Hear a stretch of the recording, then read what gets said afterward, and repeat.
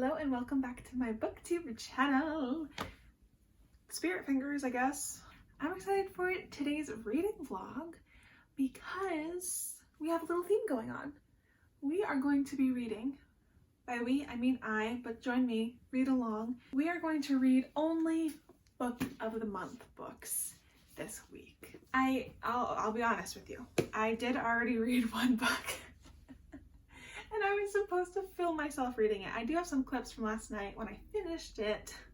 But that book is This Spells Love by Kate Robb. This was from November 2023, book of the month. I didn't see this until now.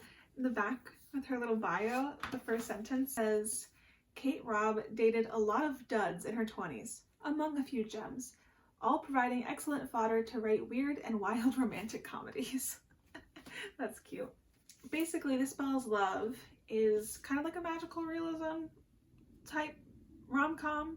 Our main character, Gemma, is that a plane? Jesus. Get the plane to its destination and away from LA. Why aren't planes supposed to be fast? So our main character, Gemma, has recently been broken up with by a long-term boyfriend, and her world is falling apart and she's struggling and going through it. So her aunt, her sister, and her best friend Dax meet up one night and they do this kind of spell cleanse ritual type thing, and it's meant to take away the heartbreak and things, but instead it just changes her reality completely. And so instead of her ex not knowing her anymore, her best friend Dax doesn't know her. I ended up rating this 3.5 stars. I really enjoyed the beginning and I enjoyed the end. The middle I was okay with.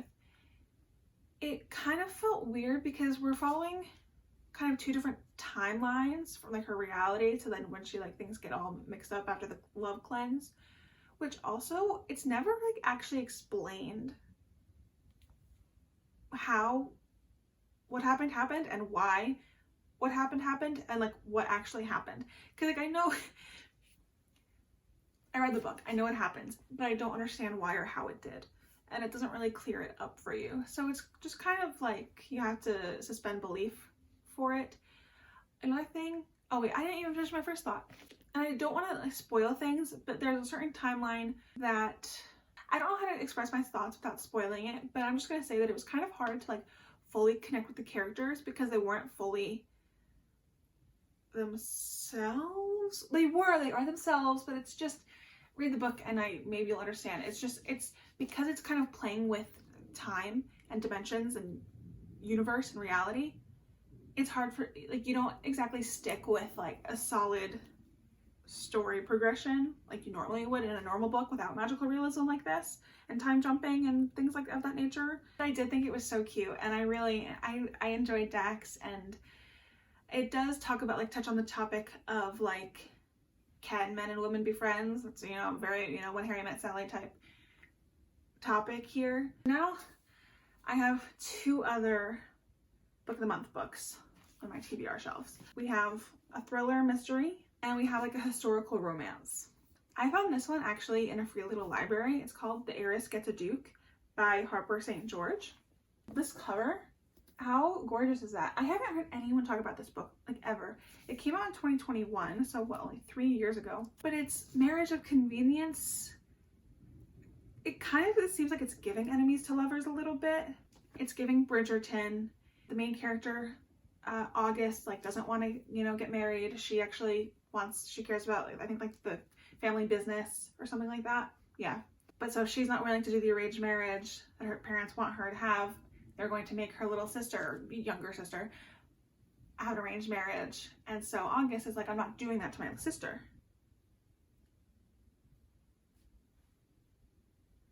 Okay, I'm just going to read you a few lines from the little blurb. So the male main character's name is Evan Sterling, the Duke of Rothschild. After meeting her fiery sister, he realizes Violet isn't the heiress he wants. He wants August, and he always gets what he wants. But August won't go peacefully to her fate. She decides to show Rothschild that she's no typical London wallflower. Little does she realize that every stunt she pulls to make him call off the wedding only makes him want her more. Are you kidding me? I am not typically a historical romance fiction type person, but it's giving Bridgerton, and I'm so excited.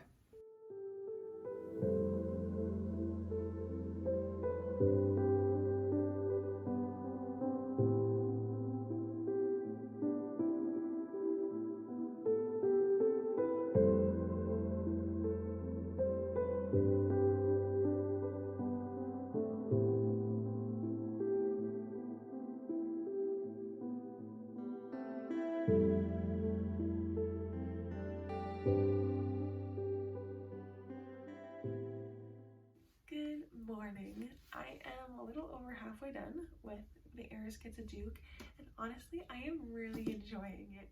It's a lot of fun.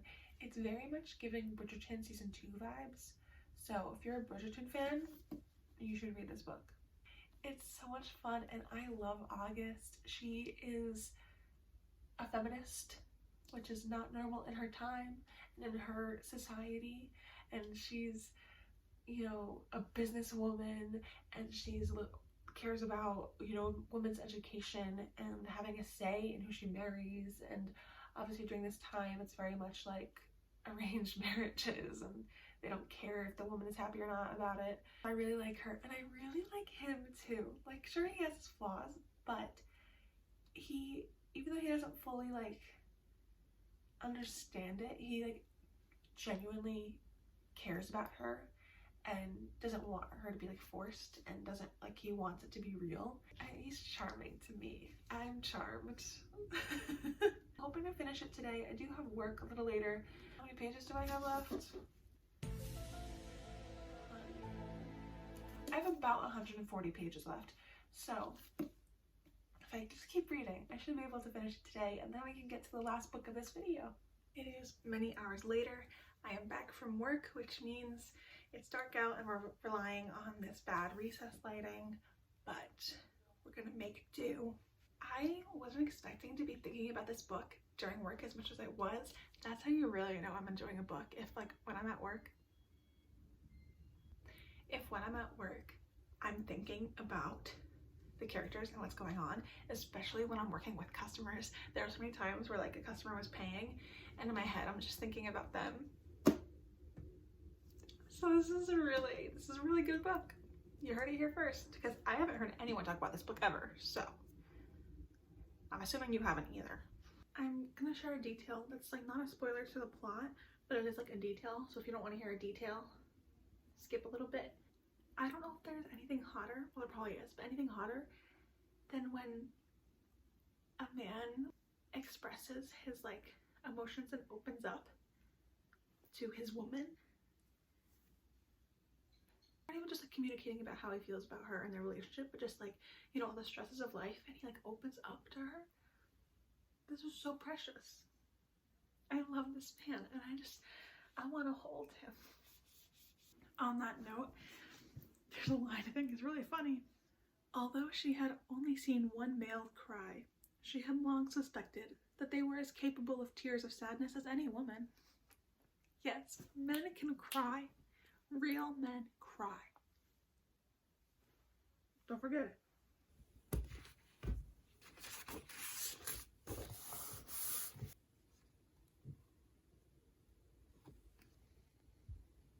I've officially finished The Heiress Gets a Duke by Harper St. George. I'm obsessed, and I love them so much. And I'm so sad that I haven't heard anyone else talk about this, because more people need to read this book. It is so good and beautiful, and I love it, and I love them, and I love him, and she really cares about her autonomy, and I'm just like so proud of her, especially in this time period. And the way that he like champions her and wants the best for her, and I think I'm gonna rate it 4.75.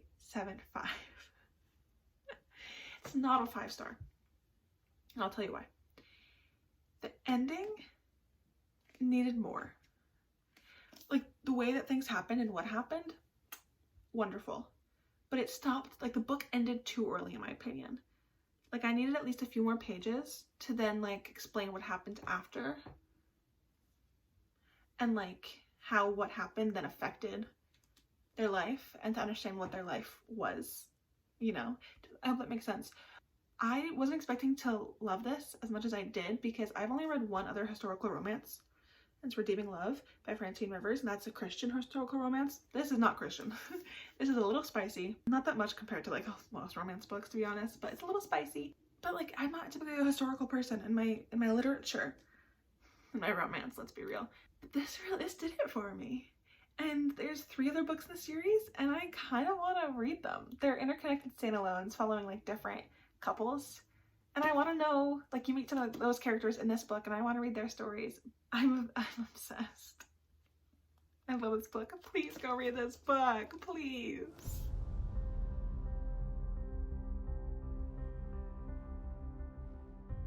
I just finished the first chapter, and it's very interesting, their writing style. It's in first person, and it's like the main character, Elliot, or at least the narrator, I don't know if he is the main character, I don't know, but Elliot, the one who's narrating this, is like talking to the reader of like, hey, let's like, you know, sit down, I'm gonna tell you what happened. There's this group of people, I'm assuming they're friends, and they go to this Greek island for an Easter holiday, and there's a murder. And there's like an movie star or something, so like it was big in the tabloids when this murder happened. So then he's like, I'm gonna tell you what happened. Like, I bet you've heard it and seen it in the news, but here's the true story. And he like full on tells you, I'm an unreliable narrator. Like, he fully says that. We are all unreliable narrators of our own lives. So that's very interesting to me, because I'm like, can I trust you? Like, what is actually going on? I'm very intrigued at the moment. Also, really short chapters. Perfect for a thriller. They need to be short chapters, people. Just finished Act 1, now on Act 2. I'm interested, but I'm slightly bored at certain parts, because it's just, sometimes would just be so like descriptive, or be talking about these like memories or whatever, and it'd be like paragraph after paragraph without any action or dialogue, and I get bored. I'm not particularly happy about what's happened in the book so far, because of course now I have my own thoughts of like characters I like and I don't like, and yeah, I'll leave it at that. I don't want to go into detail. I hope I continue to like it more and more, because I think all of the thrillers I've read, even the ones I love, it takes me like at least 100 pages to actually be into it, and now I'm at that mark. It's been a few days since I last updated you. I have about 40 pages left, and this story has taken me on a little bit of a roller coaster.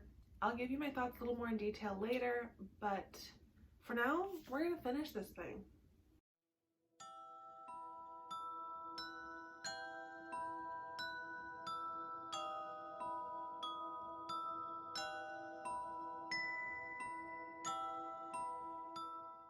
I have a theory. Page 267, and I have a theory. I think I'm right. Unless the tables turn again, my theory was right. I can't believe I was right. Break a leg! Oh my gosh. I'm scared, I'm scared. Don't do anything bad.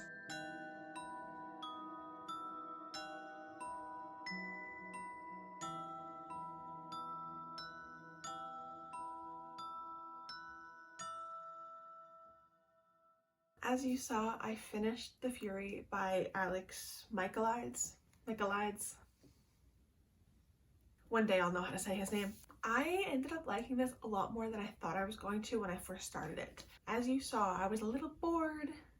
I feel like almost every thriller I've ever, or mystery thriller I've ever read, I am bored the first 100 pages minimum, maybe more, which like sucks because I put in so much time and effort, and I still don't know if I'm actually gonna like it. But once I got past that point, things picked up a little bit.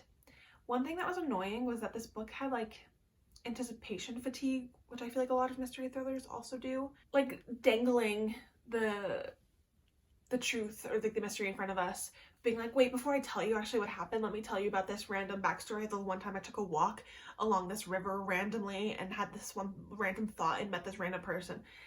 And it's just like, dude, he's not the only author. This is the only book I've read by him. I do have The Silent Patient, but I haven't read it yet. I don't know if like this is something that he particularly does, this author, but I know a lot of mystery authors do this, and it's so annoying, and it gives me a headache sometimes because I'm just like, how much do you expect me to read before I end up just like not caring and just having anticipation fatigue? So it wasn't too bad with this book as like with other books that I've read, but this definitely had it a little bit and annoyed me a little bit. But then once I was actually invested, and once I was starting to get little plot twists and reveals and twists and turns, then I was like, really, I was into it. The last 100 pages, man, whoa.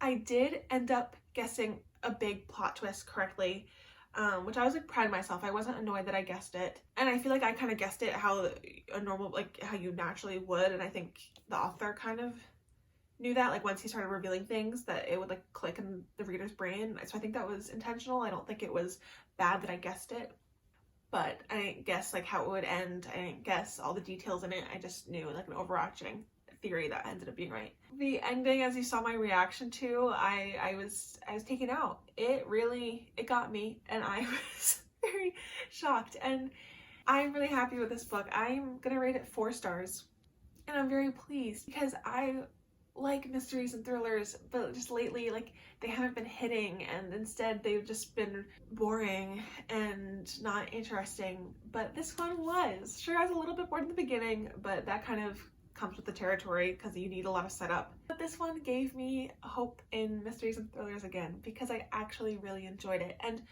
it was a quick read. Even during the parts where I was a little bit bored and wanted things to pick up, it was still fast-paced.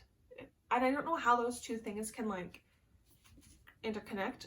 Whoa, the fury. But somehow they did. So to recap, I read the last 3 Book of the Month books that was on my physical TBR, starting with This Spells Love, which I think I rated 3.5. I don't know. I think it was a 3.5. And I really did enjoy this. It wasn't my favorite, but I did have a good time reading it. The Heiress Gets a Duke, practically a 5-star. Wasn't, but so close, 4.75. I absolutely adore this, and I want more people to read about it. I want people read about it, no, to read it and to talk about it. There we go. And then of course The Fury, 4 stars. So that's pretty good. We have all these books were the 3s and 4 stars. Which one thing I think is so cool is that 2 of these books, the front and back cover come together to like make one cover. Like it's a continuation of the room. And how beautiful is that? Same with The Fury. It's a continuation of like the beach, the island. How cool is that? So 2 of these I actually got from Book of the Month. The Heiress Gets a Duke I got from a free little library.